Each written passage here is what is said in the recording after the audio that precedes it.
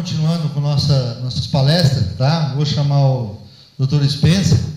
É um prazer enorme, principalmente para mim, doutor, estar aqui, porque exatamente há 29 anos atrás eu tive a oportunidade de assistir uma palestra com ele e a partir disso aí me apaixonei por esse bicho.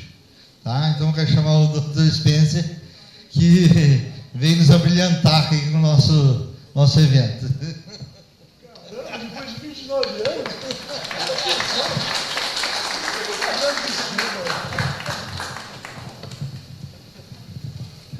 Oi, pessoal.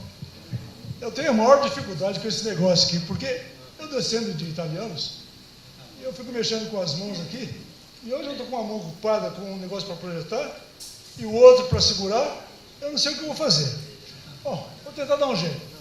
Mas, de qualquer forma, eu gostaria de agradecer a presença de todos, e é uma satisfação muito grande realmente estar aqui com vocês, sobretudo de ver um slide desse tipo já rodando há uns dias atrás, onde um evento em Franca está com as vagas esgotadas. Isso é extremamente gratificante para nós todos e gostaria de cumprimentá-lo por esse evento, por essa postura, pela missão para participar desse evento, promovendo e esgotando isso aqui. Então nós estamos falando agora e crescendo em conjunto, né? Em conjunto, e vamos para frente com esse tipo de coisa. Bom, me passaram uma missão aqui que eu fiquei complicado. Me falaram para falar de genética de abelhas sem ferrão. E aí eu falei, poxa, que bicho é esse, né? Que bicho é esse? O que tem nessa genética realmente? Bom, aí o meu endereço, eu tenho esse nome complicado aqui e tal, e eu brinco muito com o meu nome, né? Porque ele faz parte do conjunto de variabilidades que todo mundo me conhece por esse nome, né? E, na verdade, é um nome que parece inglês, né? E aí eu fico imaginando, quando meu pai foi me registrar, ele muito metido, chegou lá no cartório, eu falo, eu quero que esse meu filho se chame Ademilson Spencer, né?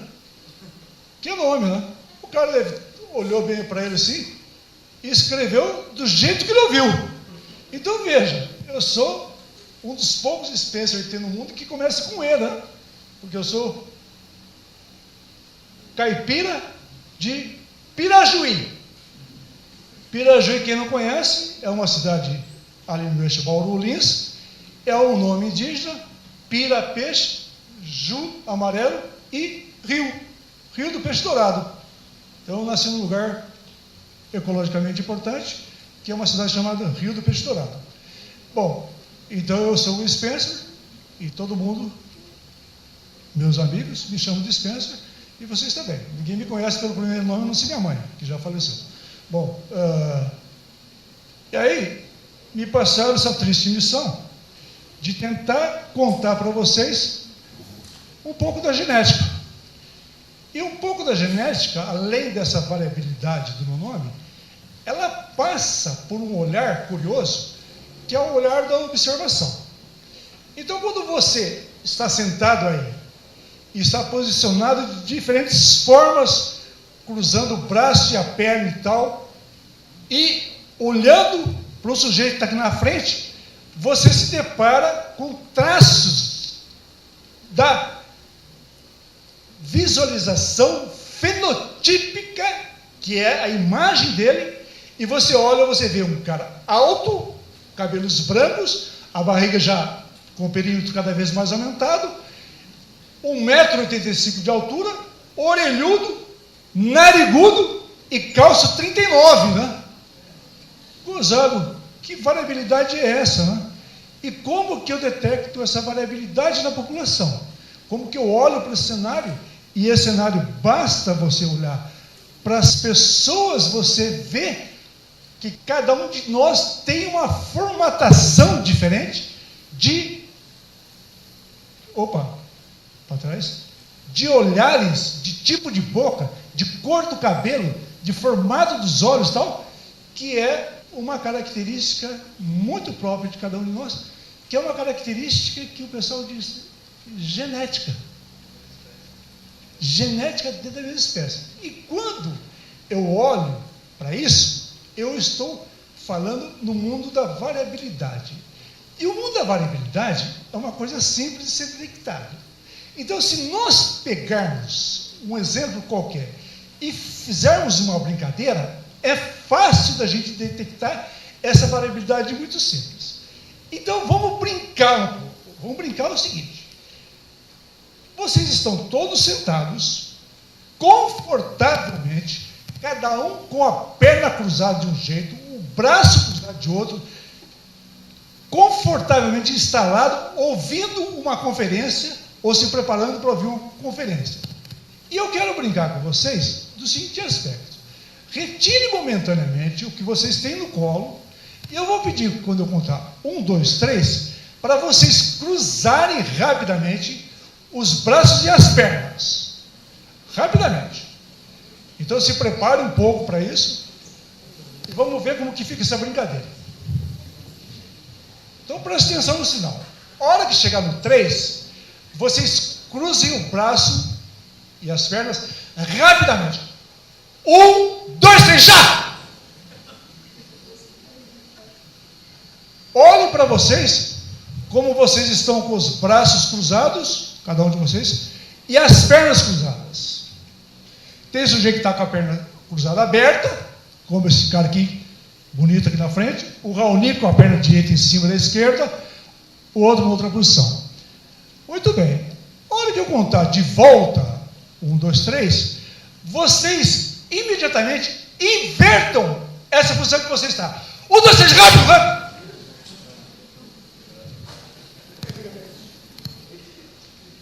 Vocês estão rindo do quê? De bobo? Que vocês cruzaram e na hora de descruzar, vocês não conseguiram fazer isso? E quando vocês não conseguem, o que você faz? Você morre de rir. Então, isso é a variabilidade que ela é geneticamente controlada e tem pelo menos 7 posições diferentes de cruzar o braço. Então, quando eu cruzo o braço rapidamente, o que eu faço? Eu coloco essa mão debaixo da axila esquerda e ponho isso daqui à esquerda no antebraço direito. E cruzo a perna direita em cima da esquerda, fechada, não aberta como ele. E quando eu tento inverter isso, eu fico indeciso. Eu fico indeciso e aí eu falo, não consigo. Não é que não consigo. Meus genes estão dizendo que a posição mais confortável para essa situação é eu me sentar e fazer dessa forma. Bom, e quando eu faço isso e vejo essa variabilidade enorme que tem por aí afora, eu vejo um cenário de pessoas como esse aqui e tal. E eu pergunto para você, aonde estão essas informações? Aonde estão essas informações guardadas na espécie humana, ou em algum inseto, ou em qualquer organismo vivo? Elas estão em estruturas chamadas de cromossomos, que estão no interior do núcleo das células, que todos nós temos, e nós temos uma série de cromossomos que é conhecido como o cariótipo humano, por exemplo, que são um conjunto de estruturas gênicas, cromossômicas, que armazenam toda a informação genética e que tem componentes que variados. 2 cromossomos 1, 2 cromossomos 2, 2 cromossomos 3, e aí quando você conta tudo isso, você tem 22 pares de cromossomos autossômicos e 2 pares sexuais, integralizando 23 pares.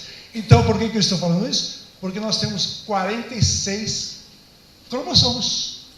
46 cromossomos, e que todo mundo tem esses cromossomos iguais aqui, e quando eu tenho um lote masculino, eu tenho um cromossomo X, que eu herdo da minha mãe, e um Y, que eu herdo do meu pai. Então vejo, e essa herança que o Raoni falou, é diploide. Ela tem 2 conjuntos de genes nos cromossomos diferentes aqui, e nesses cromossomos pareados aqui estão todas as informações genéticas que levam ao aparecimento de alterações a mais sutis como essa. Então, um dos exemplos que foi a semana anterior, onde um portador que recebe, ao invés de 2 cromossomos 21 aqui, recebe um terceiro cromossomo 21, ele tem uma alteração conhecida como síndrome de Down. Então, o que é uma síndrome de Down? É uma trissomia, 3 cromossomos, do tipo 21. Tá certo? E toda essa informação genética leva ao aparecimento de crianças normais, como essa daqui, né? E crianças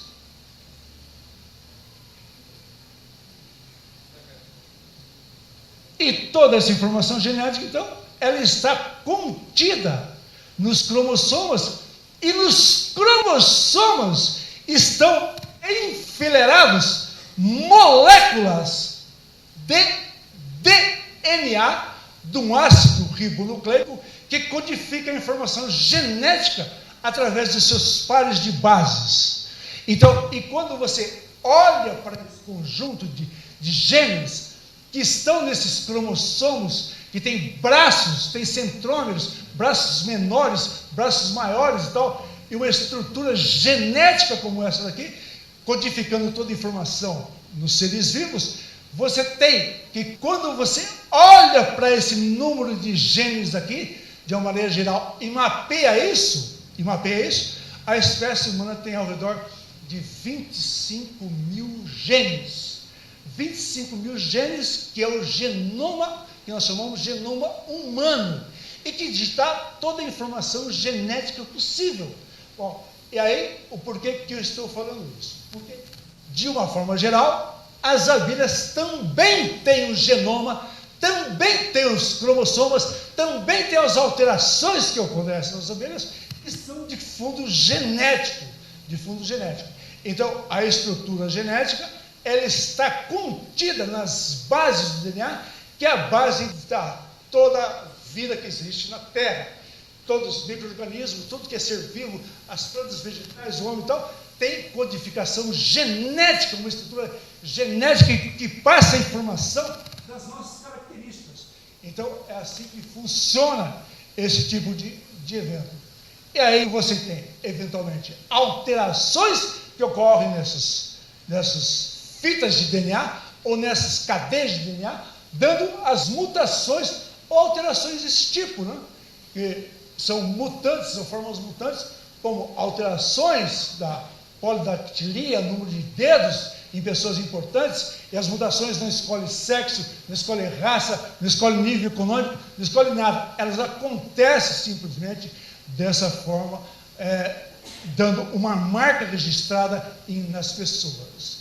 Muito bem, quando você olha algumas alterações, você tem uma polidactilia, por exemplo, que ao olhar rapidamente você fala, ué, que está esquisito. Está esquisito por quê?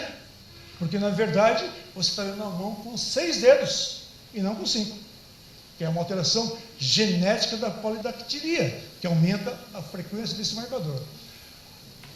Essa, por exemplo, tem um dedo a mais também, a dactilia aqui menor e tal, e assim por diante. Bom, uma outra coisa curiosa da variabilidade, só para vocês terem ideia, a variabilidade, como vocês olharam, basta se olhar. Basta você se olhar e olhar o mundo.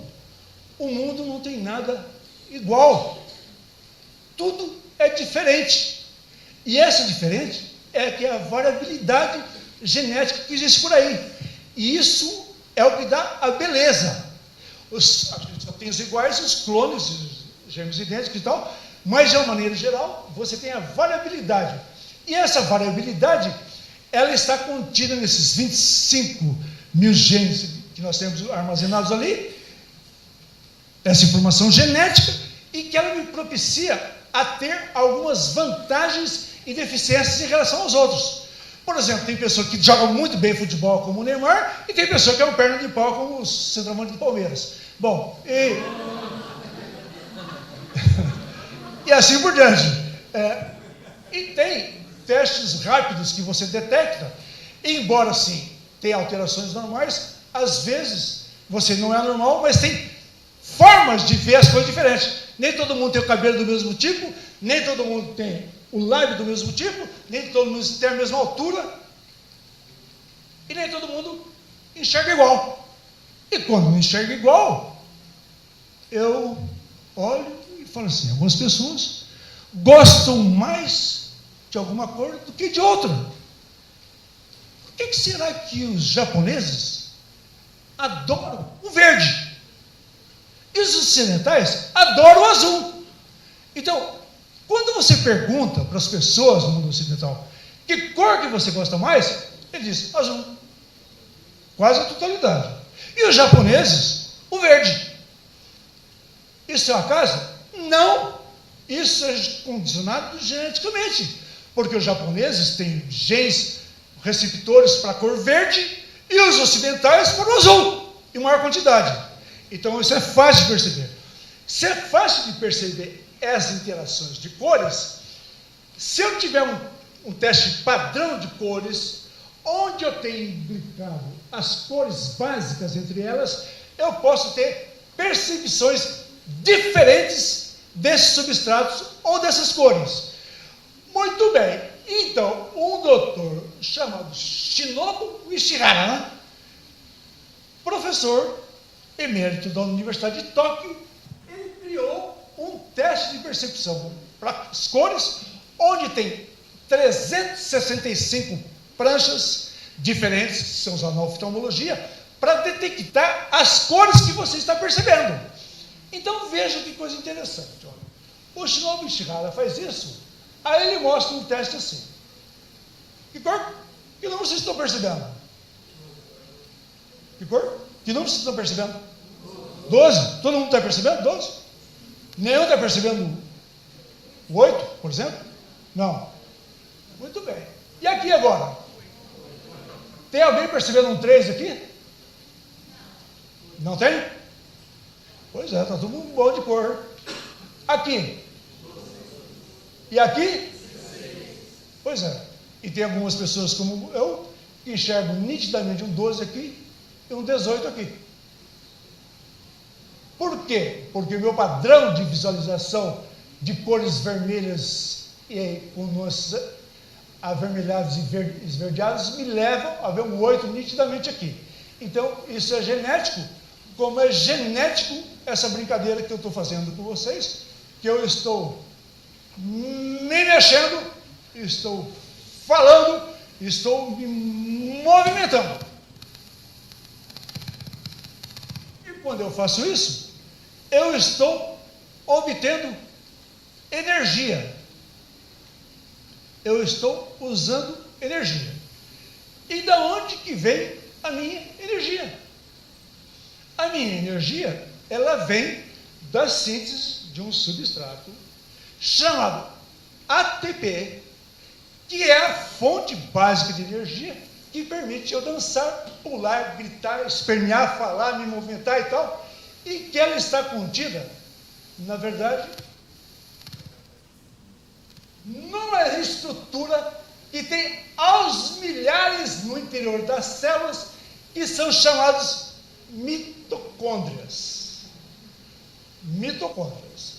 Essas mitocôndrias é onde são fabricadas essas moléculas de ATP que estão codificadas aqui e que nós temos milhares dessas mitocôndrias no nosso organismo.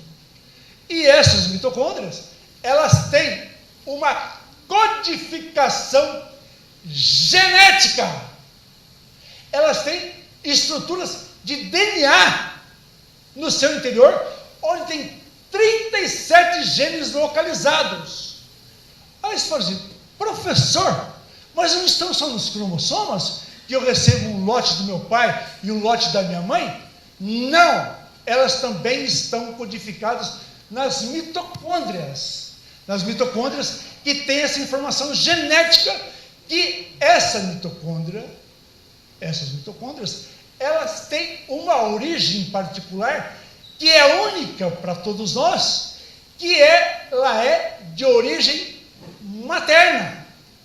A herança cromossômica que eu recebo, um cromossomo X do meu pai e um da minha mãe, depende do gameta feminino e masculino para dar essa composição genética. Mas as minhas mitocôndrias, e de todos nós, elas só vêm da minha mãe. Porque o espermatozoide, embora transporte mitocôndrias para movimentar a cauda para chegar no óvulo e fecundar o óvulo, ele não compõe a herança que está no citoplasma, a herança genética. E ela é materna. E quando eu falo tudo isso para vocês, eu estou levando a vocês a raciocinarem que todos os seres vivos têm informação genética contida nos cromossomas, nos seus genes nucleares, e tem informação genética contida nas mitocôndrias. Professor, o senhor veio aqui para falar de herança humana ou de abelha? As abelhas também têm essa brincadeira? As abelhas também têm herança mitocondrial e têm DNA nas suas mitocôndrias. E essas mitocôndrias são fonte de energias. E essas energias fazem com que o bicho seja ou mais rápido ou menos rápido, ou diferencie rapidamente um local de nidificação, e assim por diante. Então, ele tem 30 genes também localizados na sua mitocôndria, em grande quantidade, que há, inclusive, em algumas abelhas, esses genes já foram todos mapeados. Já foram mapeados e localizados. E se eu falei que o genoma humano tem ao redor de 25 mil genes, as abelhas têm mapeado na sua informação genética ao redor de 11 mil genes. E tem na sua mitocôndria uma quantidade também de aproximadamente 30 a 35 genes nas suas mitocôndrias de origem das abelhas. Então tem essas alterações nas mitocôndrias. E aí eu estou chegando no assunto do Raoni, mostrando as diferentes tipos de abelhas que vocês conhecem e que elas variam, sobretudo, com a sociabilidade. Quando eu falo sociabilidade, eu estou querendo contar para vocês que tem uma quantidade grande de bichos que vivem solitariamente e formam um ninho solitário, aprisionam seu ninho, botam seus ovos, saem, vão embora, abandonam aquele ninho, vai fundar outro ninho e tal, e aquela fêmea que nasce no interior, ou aquele macho, ele não vê a mãe. Então nós falamos, não tem sobreposição de gerações.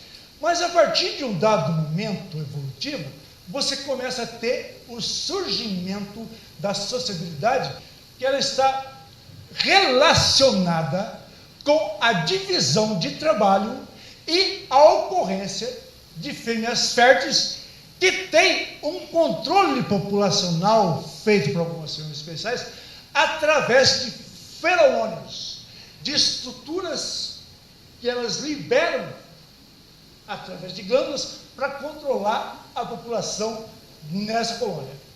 Muito bem, então vamos lá ver o que vem por aí, né? Então, solitárias, sociais, divisão de trabalho, e uma coisa importante na divisão de trabalho e da circulação do feromônio é esse mecanismo de troca de alimento entre elas, onde, ao trocar alimento entre elas, elas percebem a relação com a rainha. Aí você fala assim, mas que gozado isso, né? Como que é isso, na verdade? Como que é isso? Quando você tem a rainha no interior da colônia e que você tem estabelecido um mecanismo de corte na colônia, o que foi essa corte? Essa corte significa que algumas operárias tocam o corpo da rainha, lambem a rainha, passa a língua no corpo dela, dá alimento para ela, mas quando ela faz tudo isso, ela está pegando uma substância do corpo da rainha um feromônio, que é o sinalizador que a rainha está presente na colônia. E como que esse feromônio circula na colônia? Como que ele chega a todo mundo? Ele chega a todo mundo porque as abelhas, quando voltam do campo com néctar no papo, um dos mecanismos de início, ela troca o alimento com a outra. Para a outra falar assim, da onde você veio? Que alimento gostoso é esse? Para onde eu vou? Só que quando ela chega do campo e dá esse néctar para a outra, e recebe de volta o feromônio, e faz isso repetidamente, esse feromônio circula pela colônia e dá o indicativo da presença da rainha. Então, o feromônio da presença da rainha, ele circula através do modelo de trofalaxis, ou troca de alimento, na colônia, circulando para todo mundo. E quando você tira essa fonte de feromônio, o que acontece? Eu estou fazendo uma inspeção numa colônia, levanto o quadro, ali, a rainha está ali e tal, daí a pouco ando para lá, ando para cá e tal, depois, pisei na rainha. Bom, quando eu mato uma rainha acidentalmente, eu estou tirando a fonte de feromônio da colônia.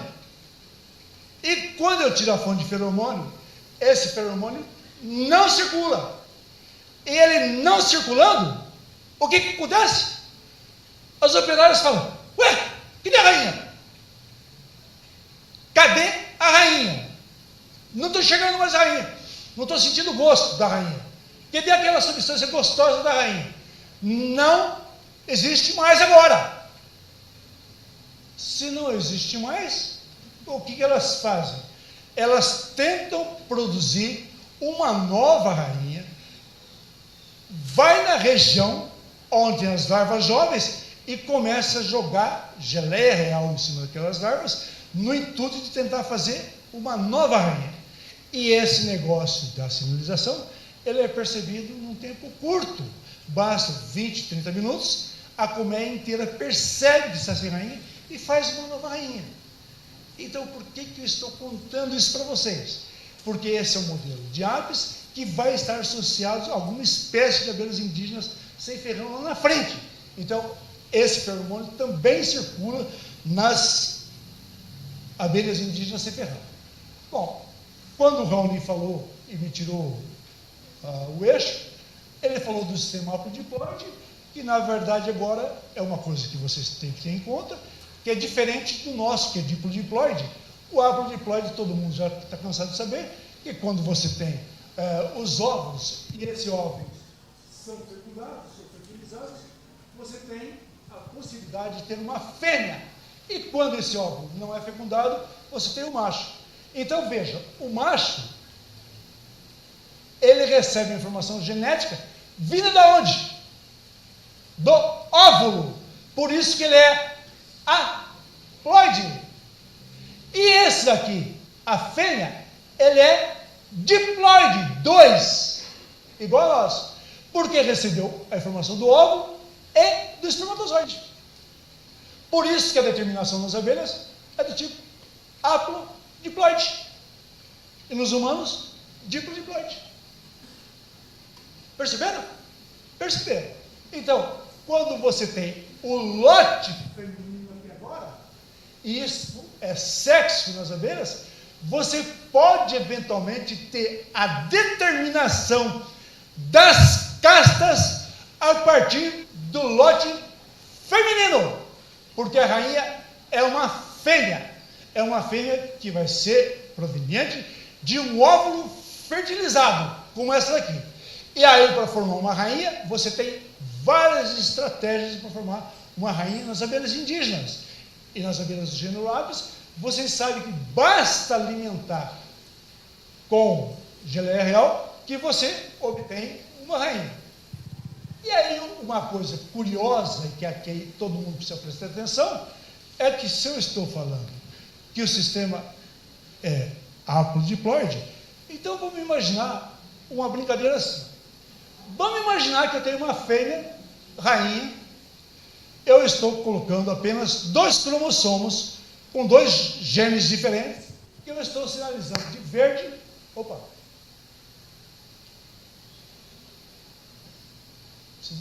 de verde e branco. E ela saiu para o voo nupcial e se acasalou com um macho que tem um gene vermelho, diferente do dela, evidentemente. Tá certo? Certo? Certo. Então, quando eu tenho isso, eu tenho o quê? Tenho a possibilidade de ter uma relação assim. Esse cromossomo transportando o gene verde está aqui, e esse com o gene vermelho está aqui, está aqui. É claro que ela pode ter um branco para cá, junto com esse vermelho. São todas fêmeas aqui. Mas o macho dela, por exemplo, ela pode fazer macho verde e macho branco. Haploide, não é? Pode, não pode? Pode. Muito bem. Imagine agora que esse macho aqui se acasale com uma fêmea que tem essa composição genética. O que vai acontecer? Vai acontecer que, num dado momento, esse gene aqui encontra esse, e esse pode encontrar esse também. Quando encontra esse com esse, nada de anormal. Mas quando encontra esse com esse, genes idênticos, sexualmente idênticos, o que você tem? Você tem a ocorrência de um zangão, não é mais de uma fêmea. Tem um macho chamado macho diploide. Macho diploide, o que significa? Professor, o macho não é haploide? É haploide. Mas quando você tem uma composição genética, de tal forma que você coloca os genes em homozigose, por determinado sexo, você tem um macho diploide. E esse macho diploide aqui, ele é inviável. Por que ele é inviável? Eu consigo criar esse macho no laboratório? Consigo.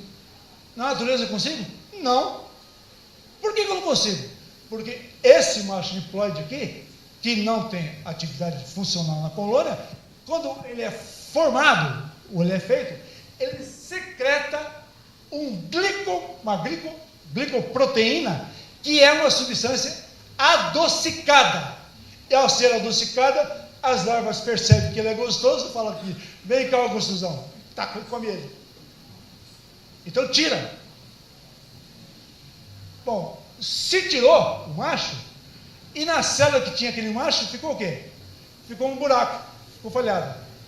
Então, quando eu tenho a ocorrência de macho diploide numa população decorrente do efeito da homozigose ou da endozigose, eu olho para um fago e vejo todas as células operárias e vejo um montão de células vazias espalhadas assim, como se eu tivesse pego uma cartucheira, subi, dava um tiro, bateu em vários pontos, furou aquilo e ficou falhado. É onde aconteceu o macho diploide, que essa cria, inclusive, é chamada de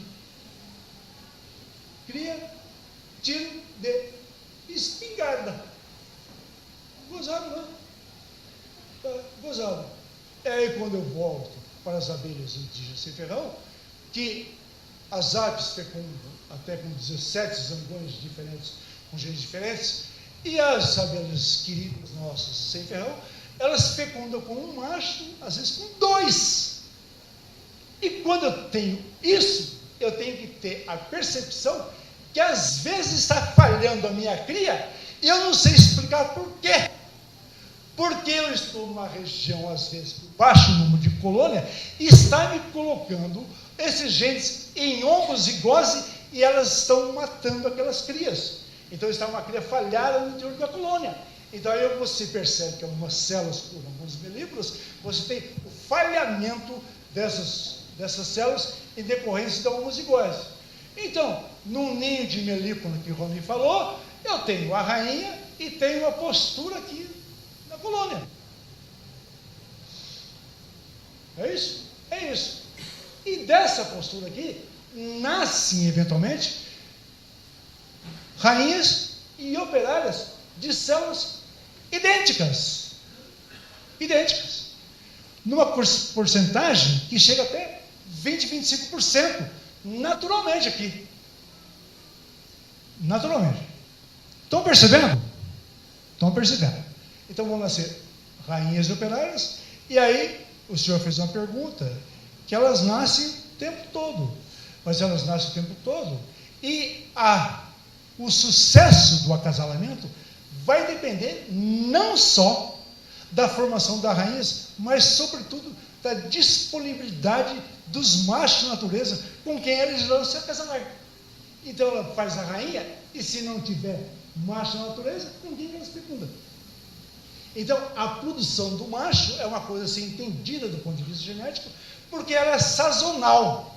Ela acontece em função da disponibilidade de alimento na natureza. Se eu tenho grande quantidade de oferta de proteínas, a minha colmeia cresce, produz os machos, e eles são capazes de fecundar essas rainhas. E essas rainhas que nascem no interior da colônia, é uma coisa interessante, né? O Raoni disse que grande parte delas são mortas, mas grande parte dessas rainhas também tem sido visto em trabalhos recentes, que elas saem das colônias, principalmente no começo da noite, 6, 7 horas da noite, e vão entrar em colmeias mais fracas, ou colmeias que não têm rainhas, porque estão órfãs, numa outra colônia. Então, quando eu estou falando isso, o que eu estou falando? Que essa colmeia está dispersando os genes dela para outras colônias que ela invadiu e vai fecundar na outra colônia. Então, é uma disseminação da informação genética a partir de um eixo único aqui. Então, veja que coisa interessante, ela vai começar a dispersar os seus genes na natureza em função dessa possibilidade de ocupar essas colônias. Então, o senhor perguntou também, quando ele fala de origem genética, essa origem genética está bem estabelecida, que quando você tem os marcadores genéticos, 2 genes, A e B aqui, grande e pequeno, e aqui A pequeno e A grande, pequeno e B pequeno, tem uma composição genética aqui, onde esses genes aqui entram em heterozigose e produz as rainhas. Então, 75% de operárias e 25% de rainhas. Está explicado geneticamente como que funciona. Então, são 2 genes genéticos que, quando você tem a ocorrência dos cruzamentos, quando ela está em heterozigose, você produz as rainhas. E quando está em homozigose, você produz as rainhas, e quando está em heterozigose, a ocorrência disso. Muito bem. E aí, então, você tem ocorrência em algumas regiões de que essas rainhas podem ser mortas, pode substituir a colônia do todo, pode ocupar outras colônias. E a Flezomelita varia, que o Raoni falou, ela tem uma determinação da casta que é um modelo único que eu disse para vocês lá atrás, que quando eu estou brincando com a colônia e eu mato acidentalmente a rainha, as operárias percebem que faltou uma rainha. As operárias sem ferrão fazem isso. Se eu tirar uma rainha de um melípono da caixa, ela sabe que faltou a rainha? Se eu fizesse numa jataí, ela sabe que faltou a rainha? Não sabe. A única que tem a percepção que falta uma rainha no interior da colônia é essa marmelada, que quando você tira a rainha do interior da colônia, você fala assim, poxa vida, subiu a rainha. Cadê a rainha? Perceberam? E quando ela subiu a rainha, ela fusiona uma célula adicional em cima de uma outra que tinha alimento aqui e tal, e esse alimento suplementar aqui, quando comido por essa larva, se transforma numa rainha. E aí, então, quando ela faz rainhas, que pode ser a qualquer momento, o que tem que acontecer? Tem que acontecer um sincronismo com a produção de macho. Então, vamos supor que eu vá na colônia hoje e tire uma rainha de Flezomelita, ela, olha, faltou a rainha. Vamos fazer outra. E faz outra. Aí faz outra. Com quem que ela vai fecundar? Aí tem uma informação importante, que embora os machos sejam de origem sazonais e estão de acordo com a produção de rainhas na natureza, porque a rainha precisa ser fecundada, precisa ter um ciclo de pólen entrando e tal, de fortalecimento, que coincide em algumas épocas do ano com os picos de março, abril, maio, junho e tal, final do ano, que é sazonal e é nítido isso. Mas as presomelitas produzem macho praticamente o tempo todo. Então é uma abelha que dá para você multiplicar, dá para você dividir, dá para você tirar a rainha para fazer nova rainha, que ela será muito bem sucedida, porque os machos também são feitos simultaneamente. Você pode eventualmente gerar homozigose, sim. Isso pode ser que aconteça. Essa rainha aqui, e outra coisa curiosa que acontece nessas brincadeiras aqui, é que quando você tem a colônia órfã, de uma maneira geral, as operárias são capazes de desenvolver o ovário e botar. E a gente sabe que nas abelhas indígenas, sem ferrão, a grande produção de machos, elas não vêm da rainha, elas vêm das operárias. Então a produção de machos nas abelhas sem ferrão, elas estão relacionadas com a possibilidade das operárias desenvolverem os ovários e abortarem. E quando você olha para esse cenário e vê essa abelha bonita aqui, ela não desenvolve ovário de jeito nenhum, mesmo em orfandade por longo período, ela não desenvolve ovário se não bota macho, como acontece em outras espécies. Então, acontece isso nessas abelhas, curiosamente. Na jataí, que todo mundo sabe, então, o Raoni já disse, tem a ocorrência da célula real. E essa célula real aqui tem 7 vezes mais alimento que a célula de operário aqui. Ué, como é que eu sei isso? Como que eu sei isso? Pega uma pipeta graduada, abre essa célula, mede quanto tem de alimento aqui dentro. Pega essa daqui, pega uma pipeta, abre, mede quanto tem dentro. Então, é uma determinação de castas alimentar. Depende do alimento. Então, se eu sei que depende do alimento, que tal eu fazer a coleta desse alimento e alimentar as larvas no laboratório para obter as rainhas? Eu posso fazer isso? Eu posso ou não? E aí então, se eu sei que a célula tem mais alimento, eu posso eventualmente coletar esse alimento com uma pipeta, passar para as placas perfuradas aqui e colocar 53 microlitros de alimento nessas larvas que foram transferidas para cá, e eu tenho então o quê? Tenho a produção in vitro das rainhas no laboratório. Então é a produção de rainhas no laboratório em grande quantidade. E aí então o gargalo que se apresenta nesse momento não é a habilidade de eu produzir as rainhas no laboratório. É quando? Quando que eu faço isso? Se eu sei que a produção de machos é sazonal e depende do fluxo de aporte de alimentos na natureza, de proteínas disponíveis na natureza, quando que eu faço isso? Então eu preciso entender a dinâmica da produção de machos, que é fundamental. E o Raoni disse que uma das coisas importantes na produção de machos é que elas formam as nuvens de agregação. Então, quando eu começo a perceber nuvens de agregação de jataí ou de matrimônio em algum lugar, eu tenho que fazer com uma certa antecedência as raízes que vão ser utilizadas com aqueles machos que estão disponíveis. E isso, quando você mede, varia de região para região, mas em Ribeirão Preto tem 2 picos nítidos. Então eu não posso cair no erro de produzir rainhas no laboratório que ela não tem com quem fecundar. Está percebendo? E por que isso é importante? Isso é importante porque esse conhecimento leva à multiplicação de colônias em grande quantidade.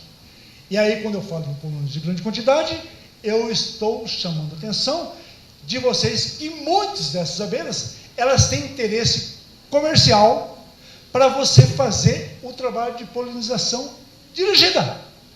E o exemplo mais concreto e mais conhecido que nós temos é a aplicação do conhecimento da jataí para polinizar os moranguinhos. Já todo mundo cansado de saber que quando eu coloco as jataís no interior das estufas, eu aumento a qualidade dos moranguinhos, a qualidade desses moranguinhos e não perco a produção. E é estimado que no estado de São Paulo são perdidos 50% da produção de moranguinho no estado de São Paulo, porque falta o polinizador. Então, o morango que você compra no supermercado, na rua, o que é? É um morango bem sucedido. É aquele que o cara separou na origem, bonito, gostosão, cheirosinho, grandão e tal, que você vai comprar.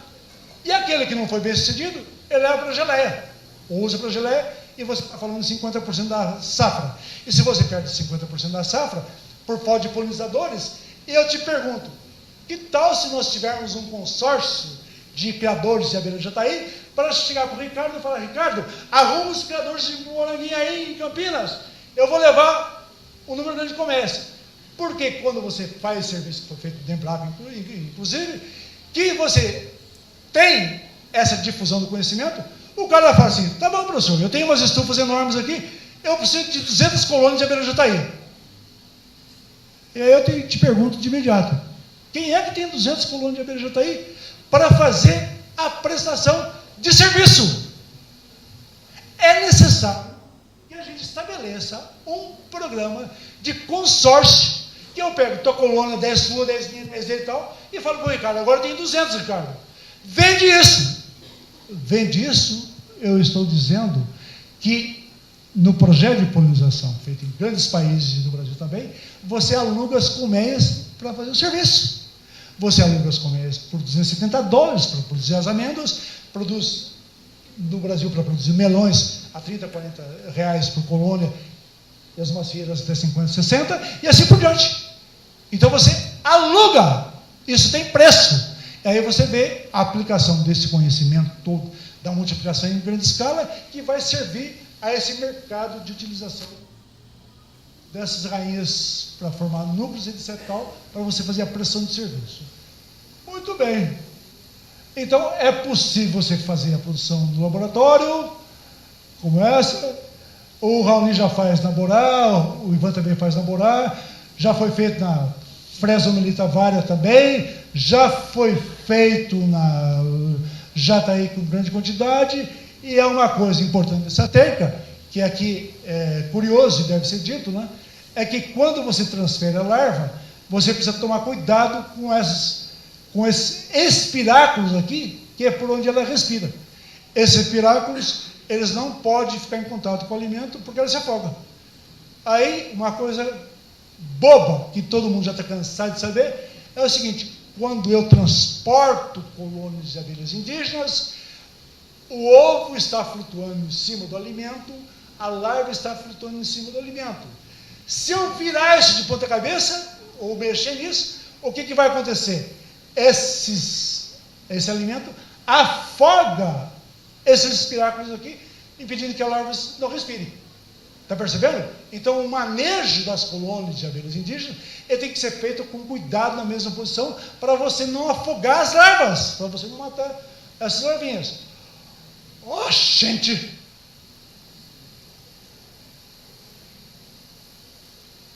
Então, é possível ter as rainhas do laboratório, em grande quantidade, biriri, bororó.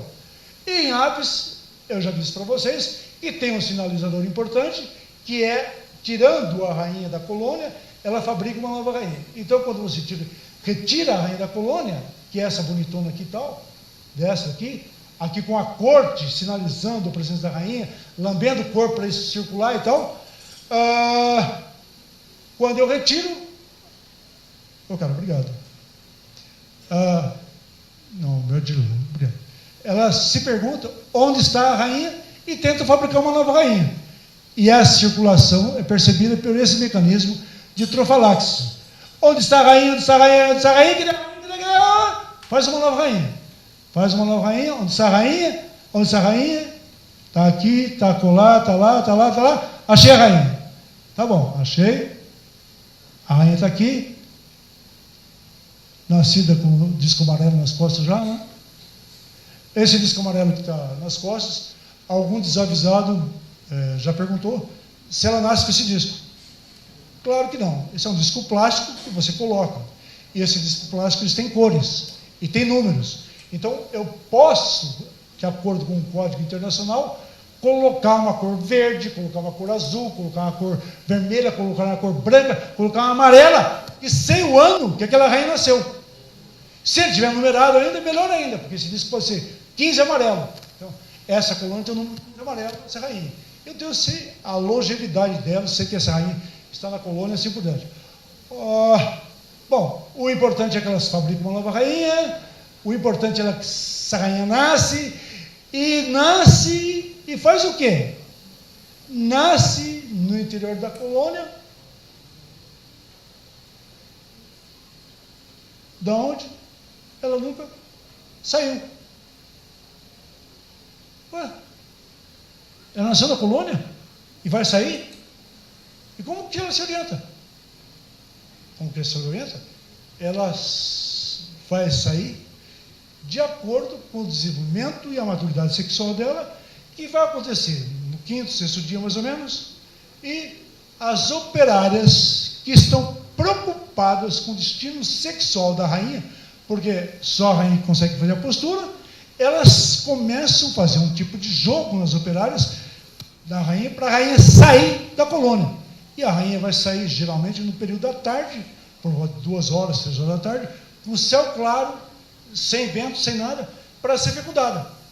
E a rainha, então, elas vai recebendo essa pressão das operárias, e essa pressão é curiosa, porque é uma pressão que vai fazendo assim: ô rainha, não está na hora de você voar, não, vamos rainha, vamos sair da colmeia, vamos rainha, vai embora, vai fecundar, vai procurar teu turma e tal, e vai empurrando para a porta da colônia. E a rainha, na maioria das vezes, ela se irrita e solta um som na colmeia. Pô, para! Calma aí, gente, fica sossegado, eu vou voar. Aí ela se ajeita para voar.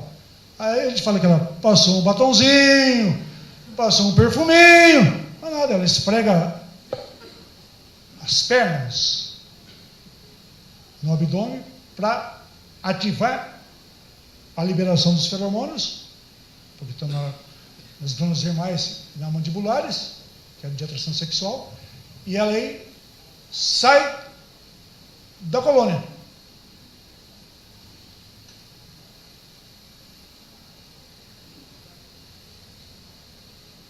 Ela nasceu no escuro, no interior da colônia, então ela olha assim: onde que eu estou, né? Perceberam? Então o que ela faz? Ela faz um voo chamado de reconhecimento, que é um voo que ela levanta voo assim, levanta voo e vai fazendo voltas. Vai fazendo voltas e vai levantando-se, essa hélice vai levantando, passa pelo copo, passa pela coluna, o pessoal aqui da frente, passa ali pela máquina, passa pelo prédio, passa lá em cima, vai 15 metros de altura lá em cima, dá uma olhada em tudo e tal. Ela faz uma marcação topográfica. Ela marca uma pedra, marca um arbusto, marca você, se eu estiver aqui perto, ela quer sair, ela me marca, e quando ela volta, entra a coluna outra vez. Perceberam? Entra na coluna de novo. Quando ela entra na coluna de novo, as operadoras falam assim: ué, você de volta? Você não foi fecundada? Pode voltar. Sai de novo. E ela se prepara de novo e sai de novo. Bom, e ela sai e vai para onde? Ela sai da colônia e vai para onde? Ela vai fazer voos na natureza e vai passar perto de áreas que tem uma agregação de machos. O que é isso, pessoal? Agregação de machos? Os machos, eles atingem a maturidade sexual com 10, 12 dias de idade e saem toda tarde para vagabundear. Saem para a natureza e vou dar um rolê. Vou andar por aí. E saem. E eles vão para onde? Eles se reúnem no barzinho mais perto que tem na natureza ali. E vão tomar um shopping, vão voltar, voar ali.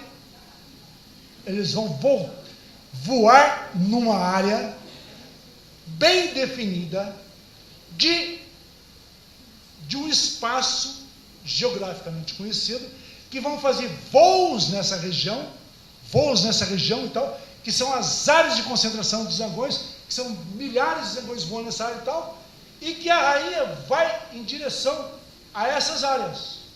Ela vai em direção a essas áreas e ela começa a apertar o abdômen dela, soltando o feromônio de atração sexual, que vai chegando perto dessas áreas, passa a ser percebido pelos sensores da antena dos zangões, porque eles sentem cheiro pelas antenas, que tem várias estruturas olfativas, e todo mundo sabe que as abelhas percebem melhor os cheiros que os cães. Por isso que é usado para detectar drogas, explosivos, etc. Tal, várias formas. Então, aquele feromônio que está sendo liberado, picogramas no ar, eles vão sendo liberados, e os zangões começam a fazer assim: puxa, que cheiro gostoso que está vindo aí, que cheiro gostoso, que cheiro gostoso. Que cheirinho, que cheirinho, que cheirinho, que cheirinho, que cheirinho, que cheirinho, que cheirinho, que cheirinho, que cheirinho, que cheirinho, que cheirinho. E vai chegando perto da rainha, vai chegando, vai chegando, vai chegando, vai chegando. E a hora que ele está bem perto do corpo da rainha, o que ele vê? Ele vê a câmara genital da rainha abrindo e fechando assim, aqueles olhões, e assim: meu Deus do céu, o que é aquilo? E agora eu vou, tipo. Aí ele vai, e agora eu me mato. Vai e everte a genitália dentro do corpo da rainha e se solta. Joga o sêmen dentro do corpo da rainha, se solta e cai no chão e morre. E essa rainha continua sendo voando e pode ser fecundada com 10 a 12 zangões. E quando eu falo 10 a 12 zangões, eu quero que vocês entendam que com isso aumenta a variabilidade genética no interior da colônia. Então, o interior de uma colônia, ele é formado de várias mini-populações, dependendo do espermatozoide que está sendo usado naquele momento. Então, você tem abelhas mais dóceis, abelhas mais agressivas, abelhas mais escuras, abelhas menos escuras e tal, e assim por diante, que é decorrente da possibilidade da fecundação com esses machos. E nas indígenas, aonde está a agregação de machos? Está lá na natureza? Não vou nem que eu vou te dizer, está perto do ninho. E ele é partilhado por machos de outras colônias que chegam perto daquela rainha para fecundar. E aí é usado um macho apenas. Um macho apenas. E, eventualmente, com 2. Raramente com 2, mas com 1. E quando eu tenho 1 ou 2 machos, eu tenho a possibilidade de que eles tenham os mesmos alelos sexuais para formar o zangão diploide. E quando eu tenho o zangão diploide, eu tenho o decréscimo da fertilidade. E aqui, então, eu estou mostrando que esse campo de fecundação, ele pode ser mapeado, eu levantando na natureza. Eu quero achar aqui em Franca, onde estão, mapeado do celinho ali, a área de concentração dos zangões. O que eu pego? Eu pego uma bexiga de gazelo, essa bexiga de gazelo, penduro uma rainha aqui dentro, tal, ou cheiro de uma rainha, e levanto, e ando, vou andando. Porque essa distribuição é espacial, eles vão estar dispersos na natureza.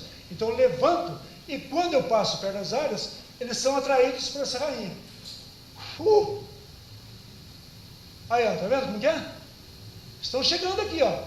E quem que vai chegar? Vai chegar o mais esperto, né? O mais rápido, o mais ágil, o mais veloz. Por isso que essa formação que eles falam é uma formação em cometa. Essa formação em cometa significa que os mais fortes estão na frente e os mais lardões por trás, sem grandes chances de pegar a rainha. Né? Então, essa é em cometa, e aí alguns afoitos aqui chegam e tentam enfiar a genitália na própria gaiolinha aqui. Né? Suicídio coletivo. Então, esses machos podem ser capturados, podem ser analisados quimicamente e tal. Então, 3 machos iguais aqui, 6 machos iguais aqui e aqui. São diferentes. Então, mostrando que numa mesma área de agregação de zangões, você pode o partilhamento de vários tipos de machos numa mesma área. Né?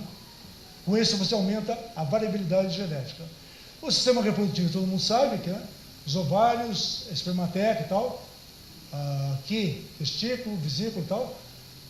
O espermatozoide entra, fica aqui dentro, armazenado, o óvulo sai daqui. Quando recebe o espermatozoide, dá 2N. Quando não recebe o espermatozoide, dá 1N, que dá macho. Então, é assim que funciona, mais ou menos. A fecundação, para vocês terem uma ideia, passa por... E aí, o acasalamento que ocorre a 10, 15 metros de altura. Bom, e aí uma coisa importante, que é, quando eu tenho isso, o que eu faço com isso? Né? O que eu faço com isso é a possibilidade de eu ter um melhoramento genético com a produção de rainhas em grande escala e o uso da inseminação instrumental para controlar os cruzamentos, porque aí eu seleciono as mais produtivas e uso o sêmen no laboratório e o sacrinho. Professor, e nas indígenas? Alguém já fez inseminação nas indígenas? Instrumental não. Nas indígenas, o que você tem é algum sucesso da fecundação das rainhas no laboratório. Quando você confina essas rainhas no laboratório sob determinadas condições e oferece o macho disponível no laboratório, você pode ter a fecundação ali. Mas a inseminação instrumental, ela te permite você pegar exatamente os zangões das melhores colmeias de elite para fazer o cruzamento. Então você tem técnicas que te permitem fazer o cruzamento em grande quantidade, coletando o sêmen numa agulha, que está aqui, ali, aqui, e passa para o corpo da rainha, com essa rainha anestesiada, com gás carbônico aqui dentro, num tubo aqui, abre-se a câmara genital da rainha e introduz-se esse sêmen aqui. 10 microlitros de sêmen, equivalente a 10 zangões mais ou menos, cada microlitro com 6 milhões de espermatozoides. Então, para frente, opa. Parou. Bom, e aí uma coisa interessante da variabilidade é o seguinte, quando você tem a variabilidade, você pode ter os cruzamentos entre algumas subespécies. Então, por exemplo, já foi visto, por vários de vocês, inclusive, que você tem a NQA, melípona quadrifaciatus antidioides, e melípona quadrifaciata quadrifaciata. Elas se cruzam? Eu só pergunto. Sim ou não? Se cruzam. Se cruzam e você tem, uma tem as bandas interrompidas, aqui é uma banda interrompida, a outra é a banda contida, e no híbrido você tem uma forma assim, ó. Que é fértil, está na coluna, você percebe. Então é a variabilidade genética no interior da coluna. Aqui um híbrido de MQQ e MQA, mostrando a interrupção da banda também ali. Outra variação importante que foi visto entre algumas espécies é da Tetragonides angústula e de uma outra chamada fiebrige. Bom, o que é isso? Né? A Tetragonides angústula, que ocorre nessa região, a fiebre também ocorre aqui, ela tem um marcador importante perto da asa aqui. É uma região chamada mesipo externo. Então, você pegar uma jataí e olhar com cuidadinho assim, perto da asa dela aqui, ou nesse ponto onde implanta a asa, você vai ver uma mancha escura aqui assim. Ó. E quando você tem a fiebrige, você tem que essa mancha é desse jeito. E quando elas se cruzam, essa mancha fica embaralhada, metade amarela e metade escura, mostrando um híbrido dessas duas. Isso foi visto por biologia molecular, que acontece na natureza também, da fiebrige e da angústia. E o doutor Marco Pinhatara, aqui de Franca, esse cara, se dá 5 minutos, não sei porquê. Você acha que eu falo demais, cara? O Marco falou assim o seguinte, ó, tenho uma colônia aqui, que era o ursula verdadeiro pura, melípolas escuteladas. E de repente começaram a aparecer ursula amarela, melípolas ruviventes, dentro dessa colônia. O que está acontecendo, né? Alguém tem ideia do que está acontecendo aqui? Ó? Olha o Marcão fazendo isso. Ó. Ursula nordestina com ursula amarela. Elas podem ter hibridizado, entre elas formado um híbrido ali, ou pode ter tido uma invasão de uma dessas rainhas que saem acidentalmente, entram na outra colônia, que mistura essas populações. E você precisa de detalhes, e esse detalhe passa, elas são bem diferentes, né? Mas convivem perfeitamente bem. Então, isso precisa de uma análise mais detalhada para saber se é um híbrido ou se é uma coisa ocasional de invasão da colônia por uma melípula nordestina e vice-versa. Bom, outra coisa que eu quero contar para vocês é o seguinte.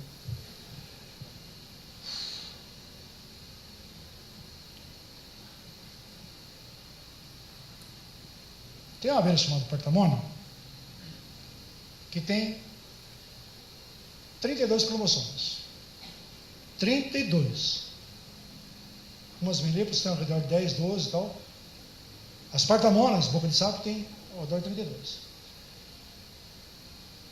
E lá, quando eu mostrei o segundo slide da minha fala, eu mostrei um cariótipo, que é a disposição dos cromossomos, né, da espécie humana lá. O par 1 pareado, par 1, par 2 pareado, par 2, assim por diante. Só que nas partamonas, além do cariótipo normal, aparece um cromossomo diferente. Um cromossomo chamado cromossomo extranumerário, chama de cromossomo B. B. Esse cromossomo inviabiliza a colônia? Não inviabiliza. Eles acontecem praticamente em todas as partamonas. É um cromossomo extranumerário adicional que acontece em pouquíssimas espécies, mas é frequente na partamona. Muito bem. Se ele é adicional e acontece, esse cromossomo B já foi encontrado em todas as espécies aqui. E na lista abaixo. Cupira, rústica, gregária, típica, partamona Helly, aí aqui a boca de sapo mais conhecida nossa aqui, né? Aí, tudo boca de sapo, de diferentes configurações.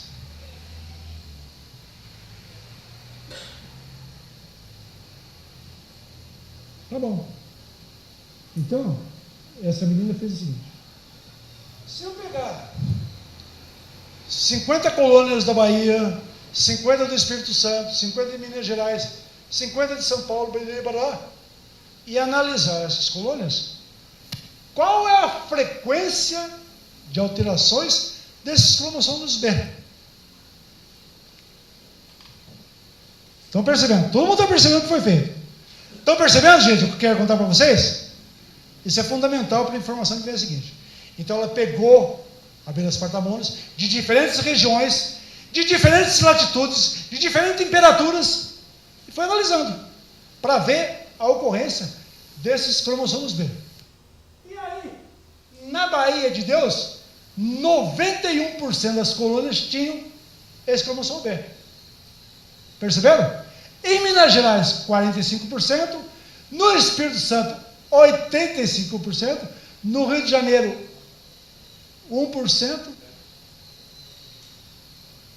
3%, 3%, 0,25% ali. O que está acontecendo?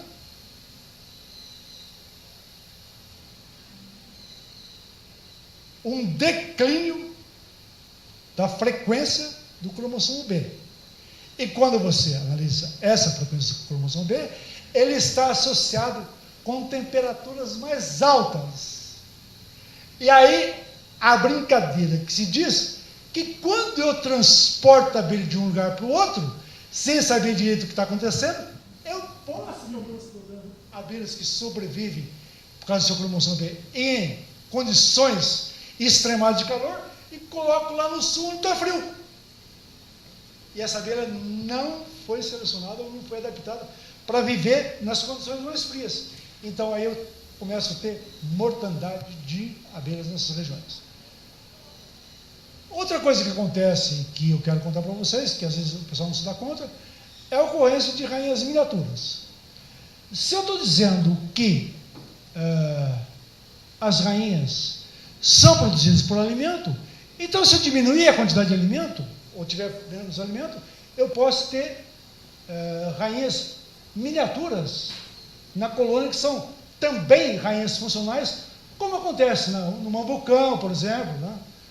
Como essa, na Schwarziana quadripunctata, como essa, na plebeia juliane, como essa, na plebeia remota, como essa, na plebeia luce, como essa, na nanotrigona iraí, como essa. Gozado, não é? Rainhas miniaturas que são funcionais iguais às outras, só que dependendo da época do ano, que não teve alimento disponível em grande quantidade, elas foram produzidas em pequena, ficaram menores, mas são viáveis da mesma forma e conseguem fazer a postura. Outra coisa que eu não disse para vocês, que é de vital importância, de uma maneira geral, as abelhas sem ferrão têm um mecanismo de postura que é o seguinte: todo mundo acompanha, a operária faz a célula, tal, bonitinho e tal, faz a célula, começa a colocar alimento dentro dessa célula, conforme o Raoni falou. E de vez em quando, a rainha vem perto assim, dá uma xiliteada e tal, ela checa se tem alimento bastante naquela célula. Quando ela faz isso, ela bota um ovo no interior dessa célula, que esse ovo, antes de que a célula seja fechada, a operária vem e coloca um outro ovo nessa célula. E esse ovo da operária, ele se desenvolve mais rápido, e a operária, como não vai ser fecundada, vai dar origem a macho, aos machos. E essa larva de macho come a larva da operária e dá uma larva de macho, vindo de quem? Da operária. Então, a grande produção de macho nas colônias, ela está relacionada com os ovos colocados pelas operárias das abelhas, que colocam o ovo praticamente junto com o ovo da rainha. E como ele se desenvolve mais rápido, ele come o outro e nasce o macho. Bom, mas tem uma situação, que é uma situação que é o chamado ovo trófico, que quando o alimento está quase no nível para a rainha botar, a operária vem e bota um ovo em pé no alimento, a rainha vem, olha aquele ovo, come aquele ovo e bota o dela. Então veja, olha as situações. Tem uma que a rainha vem, bota o ovo, essa larva desenvolve, come o ovo da operária, da rainha e da macho. Tem uma situação que ela chega primeiro, bota o ovo, esse ovo serve de alimento para a rainha come o ovo e bota o dela e nasce uma fêmea. Tá certo? E tem uma situação, tá, que eles são botados em grande quantidade no fundo das células e que são os chamados ovos tróficos ou funcionais, né, que são diferentes. Então vejam, um ovo trófico botado na parede aqui, que serve de alimento, um ovo funcional, que é botado aqui junto com esse da rainha aqui, vai se alimentar desse ovo que quando vai nascer. Então, são coisas distintas. O ovo trófico é botado perto da parede aqui, a rainha vem, come isso, né, e bota o ovo dela. Aqui é o ovo funcional da operária, tem o ovo da rainha aqui e tem o funcional da operária aqui. Esse ovo vai dar origem ao macho, essa larva come essa larvinha de fêmea e dá origem a um macho, mostrando a produção de machos na escapa trigona dépilis, aqui, ou acanudo. Né? E aqui você tem essa brincadeira. E aí, quando você olha para esse cenário, você pergunta o seguinte: esses ovos são iguais? Ou são diferentes? E aí, esse é um ovo funcional de uma rainha, de 0,7 milímetros aqui. Esse é um ovo funcional de operária, maior que o da rainha aqui, tá vendo? E esse é um ovo trófico. A massa todo um disforme de alimento aqui, que serve de alimento para a rainha.